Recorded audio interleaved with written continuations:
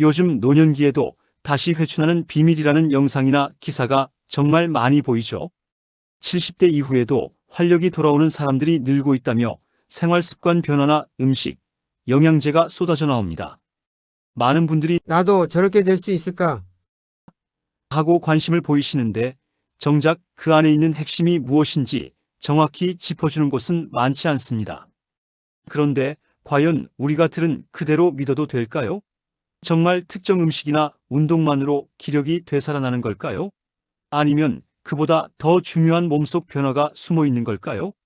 안녕하세요. 저는 28년째 노년의학을 연구하고 어르신들을 진료해온 정혜윤입니다. 얼마 전 72세 김상의 어르신이 아침마다 이유 없이 피곤하고 의욕이 없어요. 라며 찾아오셨습니다. 본인은 큰 병이 온 줄 알고 걱정하셨죠. 그런데 살펴보니 병이 아니라 오히려 장수 체질로 바뀌는 초기 신호를 몸이 보내고 있던 상황이었습니다. 식사, 감정, 수면에서 나타난 소소한 변화가 모두 긍정적인 방향으로 움직이고 있었던 겁니다. 이 신호를 제대로 살려드리자 3개월 만에 아침 기지개가 저절로 켜지고 표정까지 밝아졌습니다. 그래서 오늘은 노년기에만 나타나는 5가지 장수 신호가 무엇인지, 그리고 이것이 왜 몇 달 만에 기력을 바꾸는 결정적 단서가 되는지 정확하게 알려드리겠습니다. 이 영상을 끝까지 보시면 지금 몸에서 이미 시작되고 있을지도 모르는 오래 사는 사람들의 공통 신호를 한눈에 이해하고 바로 체험할 수 있게 됩니다. 안녕하세요. 백세 웰빙입니다. 구독과 좋아요는 저에게 큰 힘이 됩니다. 방금 소개해드린 장수 신호들은 갑자기 생기는 것이 아니라 우리 몸속에서 오래전부터 조금씩 쌓여온 변화가 드러나는 결과입니다. 그런데 많은 어르신들은 이런 변화를 나이 탓으로만 넘기다가 신체 리듬이 크게 흔들릴 때까지 놓치는 경우가 많습니다. 그래서 오늘은 왜 이런 신호들이 나타나는지 그 배경을 하나씩 풀어드리겠습니다. 어렵게 설명하지 않겠습니다. 여러분이 일상에서 직접 느끼는 언어로 설명드릴게요. 첫 번째 원인은 식습관의 균형이 무너졌기 때문입니다. 나이가 들면 위와 장의 운동이 둔해지고 단백질, 식이섬유, 발효식품 섭취가 줄어듭니다. 그 결과 장내 좋은 균이 줄어들고 나쁜 균이 늘면서 배변, 기력, 감정까지 영향을 받습니다. 마치 오래된 화분에 물을 제때 주지 않으면 흙이 단단해지는 것과 똑같습니다. 두 번째 원인은 수면의 질이 떨어지는 것입니다. 밤에 푹 자고 나면 다음 날이 개운하다는 건 누구나 알지만 노년기에는 깊은 잠 자체가 줄어듭니다. 새벽에 자꾸 깨고 아침에도 개운하지 않고 오후엔 기운이 쭉 빠지는 이유가 바로 여기 있습니다. 이는 생체 리듬이 흐트러졌다는 신호입니다. 리듬이 흐트러지면 혈압, 혈당, 소화, 감정까지 연쇄적으로 흔들립니다. 세 번째 원인은 운동 부족입니다. 근육은 나이가 들수록 자연스럽게 줄어들지만 걷기나 가벼운 움직임이 부족하면 그 속도가 더욱 빨라집니다.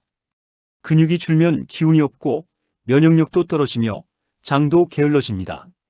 몸 전체의 엔진이 약해지는 셈이죠. 네 번째는 만성 스트레스와 감정 피로입니다. 걱정과 긴장이 오래 지속되면 몸속 염증 수치가 올라가고 혈압과 수면의 흐름이 깨집니다. 감정이 울퉁불퉁해지는 것도 이 때문입니다. 특히 혼자 지내는 시간이 길어진 어르신일수록 감정 에너지가 쉽게 고갈됩니다. 다섯 번째는 약물의 영향입니다. 혈압약, 위장약, 수면제, 진통제 등 여러 약을 동시에 드시다 보면 서로 영향을 주고받으며 피로감, 입맛 저하, 배변 장애를 일으킬 수 있습니다. 그런데 많은 분들이 이걸 노화 때문이라고 착각합니다. 이 5가지 원인이 겹치면 몸은 지쳐 보이지만 동시에 신체는 스스로 균형을 되찾기 위한 신호를 보내기 시작합니다. 이것이 바로 오늘 이야기하는 장수 신호의 시작입니다. 지금까지 원인을 살펴보셨다면 왜 작은 변화가 이렇게 크게 느껴질까? 라는 의문이 드실 겁니다. 그 이유는 우리 몸이 각각 따로 움직이는 것이 아니라 서로 연결된 하나의 네트워크처럼 작동하기 때문입니다. 이 구조를 이해해야 내가 어떤 신호를 받고 있는지 훨씬 더 정확하게 알 수 있습니다. 가장 중심이 되는 것은 장과 뇌의 연결입니다. 장에는 제2의 뇌라는 별명이 있을 만큼 신경세포가 촘촘하게 분포해 있습니다. 장이 편안하면 기분도 안정되고 장이 불편하면 이유 없이 짜증이나 무기력이 올라오는 것도 이 때문입니다. 장내 세균의 균형이 무너지면 신경신호가 흐트러지고 수면, 감정, 집중력까지 영향을 받습니다. 마치 전화선이 꼬이면 통화가 불안정해지는 것과 같습니다. 다음은 혈관과 심장의 연결입니다. 혈관은 우리 몸의 도로나 고속도로입니다. 이 길이 좁아지거나 막히면 심장은 더 세게 뛰어야 하고 산소와 영양 공급이 줄어들면서 피로가 쉽게 찾아옵니다. 특히 노년기에는 혈관의 탄력이 조금씩 약해지기 때문에 작은 변화에도 몸 전체가 민감해집니다. 여기에 장과 면역의 연결, 감정과 호르몬의 연결도 큰 역할을 합니다. 장이 건강할수록 면역군이 활성화되고 스트레스가 줄수록 염증을 낮추는 호르몬이 분비됩니다. 반대로 걱정이 많아지면 수면 호르몬이 줄고 피로 호르몬이 늘어나는 악순환이 이어집니다. 즉, 마음이 불안하면 배가 불편해지고 배가 불편하면 잠이 깨고 잠이 깨면 다음날 기운이 없고 이런 연쇄 반응이 계속 도는 것이죠. 해외 연구에서도 장내 환경을 개선했더니 수면 시간이 늘고 전두엽 활성도가 좋아졌다는 결과들이 반복해서 나오고 있습니다. 즉, 몸의 한 부분을 회복시키면 나머지 기능이 줄줄이 살아나는 것입니다. 결국 여러분이 느끼는 미세한 신호들은 단순한 우연이 아닙니다. 몸 전체가 서로 신호를 주고받으며 균형을 맞추려는 과정입니다. 이제 이 구조를 이해하셨다면 실제로 이 신호를 통해 삶이 달라진 어르신의 이야기를 들려드리겠습니다. 제가 진료실에서 가장 자주 듣는 말 중 하나가 몸이 예전 같지가 않아요. 입니다. 그런데 그 말 속에는 두 가지 가능성이 있습니다.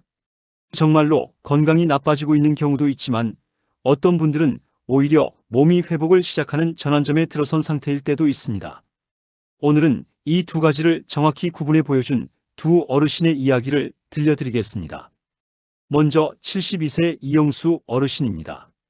몇 달 동안 아침마다 피곤하고 이유 없이 기운이 빠지고 입맛도 없어서 큰 병이 온 줄 알고 병원에 오셨습니다. 그런데 진찰해보니 병보다 더 중요한 변화가 보였습니다.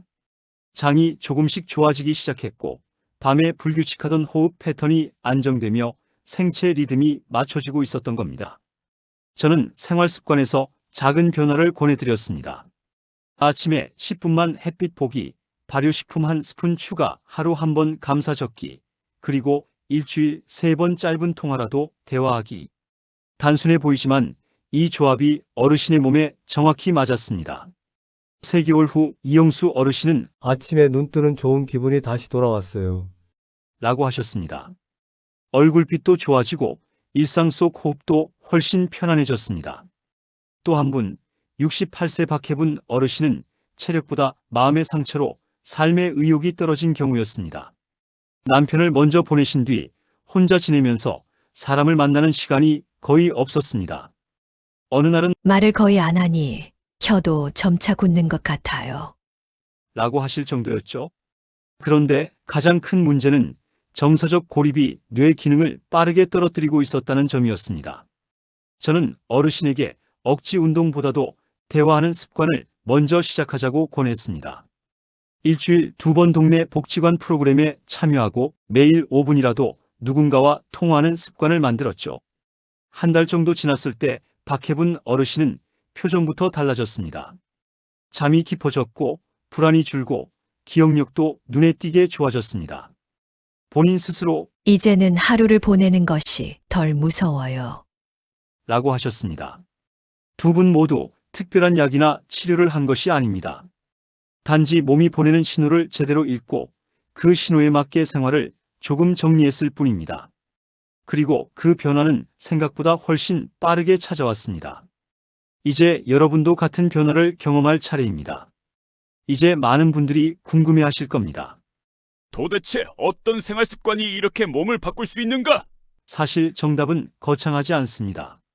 우리가 이미 알고 있지만 소홀히 지나쳤던 아주 기본적인 것들이 몸의 흐름을 완전히 바꿉니다. 그 이유는 이 습관들이 각각 따로 작용하는 것이 아니라 몸의 여러 기관과 신호망을 동시에 움직이기 때문입니다. 첫 번째는 염증을 낮추는 힘입니다.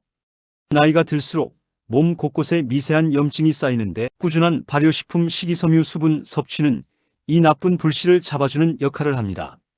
마치 뜨거운 재 위에 물을 한 바가지 끼얹는 것처럼 몸이 차분해집니다. 해외 연구에서도 발효식품을 꾸준히 먹은 그룹에서 염증 수치가 평균 25%가량 감소한 결과가 나왔습니다. 두 번째는 장내 미생물의 균형 회복입니다. 장 속에는 수천억 마리의 균이 살고 있는데 좋은 균이 늘어야 배변이 편안하고 감정도 안정됩니다. 이 균들은 우리가 주는 먹이를 그대로 반영합니다. 식이섬유와 발효식품을 먹으면 길이 넓어지고 신호가 잘 통하는 도로처럼 움직입니다. 세 번째는 혈액순환 안정입니다. 걷기나 가벼운 움직임은 혈관을 넓혀주고 심장이 무리하지 않고도 온몸에 피를 보낼 수 있게 도와줍니다. 실제로 하루 15분 산책만으로도 말초 혈액순환이 안정됐다는 연구가 있습니다. 네 번째는 수면의 질 개선입니다. 장이 편안해지고 감정이 안정되면 자연스럽게 밤에 깊은 잠을 자게 되고 아침에 기상 리듬이 살아납니다.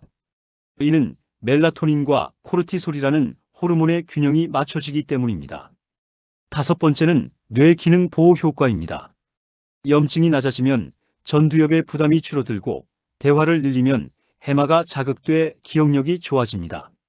실제로 대화를 자주 나누는 어르신들이 인지 저하 속도가 30% 느리다는 연구도 있습니다. 이 다섯 가지는 서로 연결돼서 선순환을 만듭니다. 장이 좋아지면 잠의 질이 좋아지고 잠의 질이 좋아지면 감정이 안정되고 감정이 안정되면 몸이 회복할 힘을 찾습니다.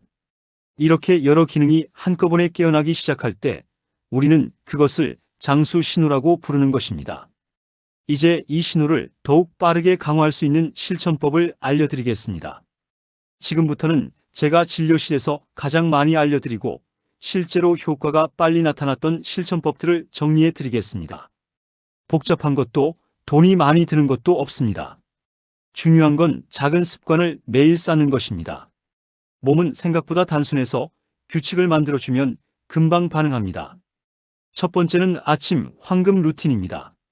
잠에서 깨자마자 미지근한 물 한 컵을 천천히 마셔주세요. 밤새 말라있던 몸에 물이 들어가면 장이 부드럽게 깨어납니다. 그 다음 창가에서 5에서 10분만 햇빛을 쬐면 생체 리듬이 바로 잡히고 기상신호가 강해집니다. 여기에 발효식품 한 스푼만 더해도 장내 균형을 유지하는 데 훨씬 도움이 됩니다. 두 번째는 장 건강 한 끼 식사법입니다. 너무 어려울 필요 없습니다. 채소 2가지, 단백질 1가지, 발효식품 1스푼이면 충분합니다.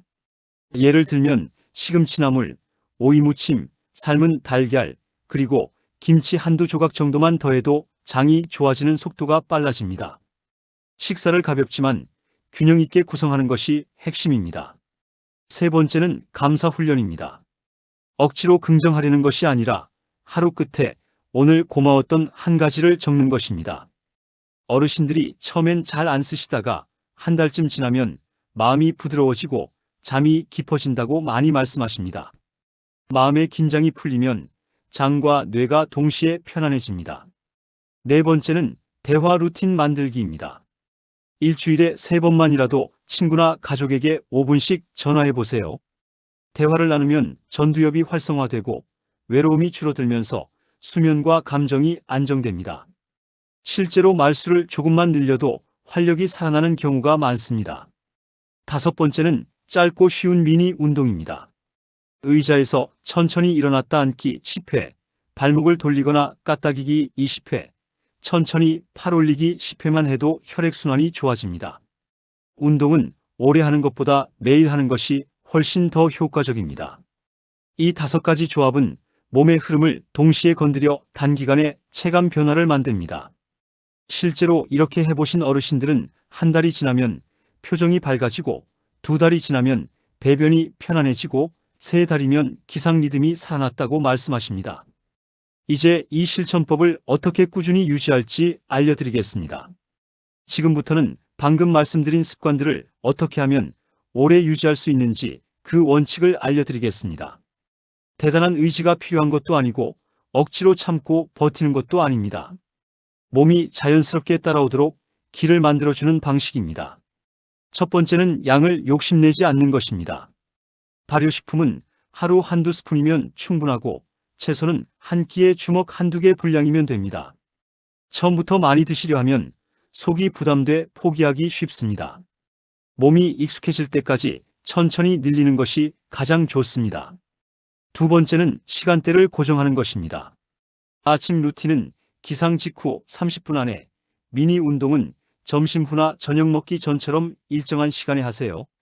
몸은 리듬을 만들면 스스로 움직입니다. 꾸준함의 절반은 시간 고정에서 나옵니다.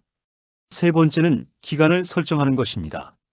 보통 2주는 소화와 배변이 달라지는 시기이고 4주는 잠과 감정이 안정되는 시기이며 12주가 지나면 장수 신호가 뚜렷하게 나타납니다.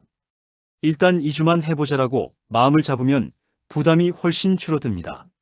네 번째는 체질에 맞게 조절하는 것입니다. 위가 약한 분들은 발효식품을 아주 소량으로 시작하고 혈당이 걱정되는 분들은 단백질 비중을 조금 더 늘리면 됩니다. 걷기가 어려운 분은 집 안에서의 의자 운동만으로도 충분한 효과를 볼 수 있습니다. 다섯 번째는 신선도와 품질입니다. 오래된 반찬이나 지나치게 짠 발효식품은 장을 피곤하게 합니다. 김치도 지나치게 묵은 것보다는 적당히 익은 것이 좋고 물도 너무 차가운 것보다는 미지근한 물이 장을 편안하게 합니다. 그리고 꼭 기억하셔야 할 점이 하나 있습니다. 이 정보는 건강한 생활을 위한 참고일 뿐 모든 실천은 개인의 상태에 따라 반응이 다를 수 있습니다. 현재 드시는 약이나 기존 질환이 있다면 반드시 담당 의사와 상의해 조절하셔야 합니다. 이 기본 원칙만 지켜도 몸은 스스로 균형을 찾아가기 시작합니다. 다음으로는 어떤 분들이 특히 조심해야 하는지 생활 속에서 놓치기 쉬운 주의사항들을 알려드리겠습니다. 지금부터는 많은 어르신들이 잘 모르고 지나치는 위험 요소들을 짚어드리겠습니다. 아무리 좋은 습관도 체질과 상황에 맞지 않으면 오히려 불편을 만들 수 있기 때문에 꼭 기억해 두셔야 합니다. 먼저 발효식품의 과다 섭취입니다. 김치, 된장, 청국장은 장에 큰 도움을 주지만 위염이나 역류가 있는 분들은 갑자기 양을 늘리면 속이 쓰리거나 가스가 찰 수 있습니다. 이런 분들은 한 숟가락이 아니라 반 숟가락으로 시작해야 합니다. 두 번째는 약물과의 상호작용입니다. 혈압약, 이뇨제, 진통제, 수면제 등을 여러 개 함께 드시는 분들은 식습관을 바꾸거나 활동량이 달라지면 약효가 강하거나 약해질 수 있습니다. 예를 들어 수분이나 발효식품 섭취만 늘려도 혈압이나 배변 패턴이 변화할 수 있습니다. 이런 변화가 있을 때는 반드시 주치의에게 알려 조절해야 합니다. 세 번째는 수술 전후의 식단 변화입니다. 장수술, 심장시술, 인공관절 수술 등을 앞두거나 막 끝낸 분들은 갑작스러운 발효식품 증가나 운동 추가는 피해야 합니다. 장이 회복 중일 때는 자극을 최소화하는 것이 더 중요합니다. 네 번째는 신장 담석 췌장 질환이 있는 분들입니다. 이분들은 소금기 많은 반찬이나 단백질 비중이 높은 식단이 부담이 될 수 있습니다. 특히 건강식이라고 알려진 음식들도 개인에 따라 오히려 무리가 될 수 있으니 주의가 필요합니다. 다섯 번째는 운동 중 나타나는 이상 신호입니다. 가슴이 답답하거나 숨이 차고 어지럽고 식은땀이 날 경우에는 즉시 멈춰야 합니다. 이 정도는 괜찮겠지 하고 넘기다 큰일 나는 경우가 적지 않습니다. 그리고 꼭 기억하셔야 할 것이 있습니다. 이 영상에서 드리는 정보는 건강한 생활로 나아가기 위한 참고이며 진단이나 치료를 대신할 수 없습니다.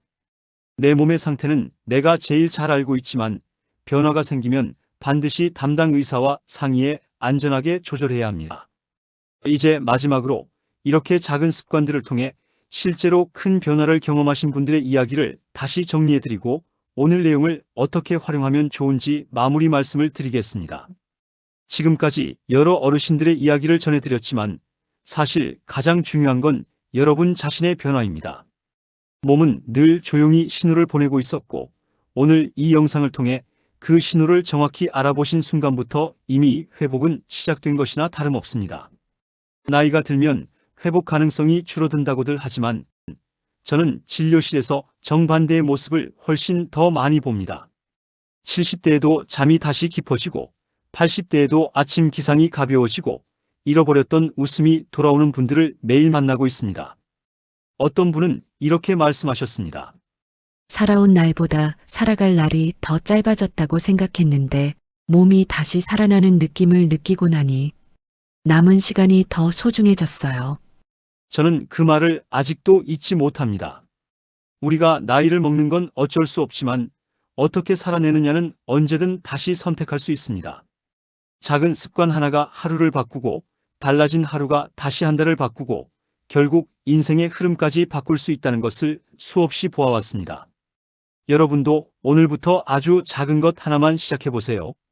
미지근한 물 한 컵, 햇빛 5분, 감사 한 줄이면 충분합니다. 몸은 생각보다 빠르게 반응하고 어느 날 문득 아, 예전보다 덜 피곤하네. 하고 느끼는 순간이 찾아올 겁니다. 그때 여러분은 이미 더 건강한 방향으로 걸어가고 있는 것입니다. 이 영상이 여러분 삶의 전환점이 되기를 진심으로 바랍니다. 앞으로도 여러분의 건강한 100세를 응원하고 함께 걸어가겠습니다. 도움이 되셨다면 100세 웰빙 구독과 좋아요 꼭 부탁드립니다. 여러분의 건강한 내일을 위해 저는 다시 좋은 이야기로 찾아뵙겠습니다. 감사합니다.